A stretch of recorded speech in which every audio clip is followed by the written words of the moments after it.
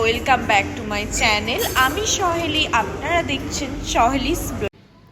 বিশ্ব বাংলা গেটে যাওয়ার আগে ফার্স্ট কাউন্টারে যেতে হবে। কাউন্টারে গিয়ে নাম এন্ট্রি করাতে হবে, ওখানে আধ ঘন্টা ওয়েট করাতে হবে। আর ভিড় না থাকলে ওয়েট করতে হবে না, কারণ এখানে সেফ কম আছে।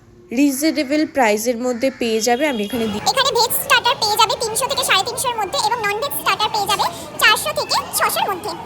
এবার মেইন কোর্সে চলে আসছি। মেইন কোর্সে ভেজের মধ্যে পেয়ে যাবে 300 থেকে 350 এর মধ্যে, এবং নন ভেজে পেয়ে যাবে 400 থেকে 600 এর মধ্যে।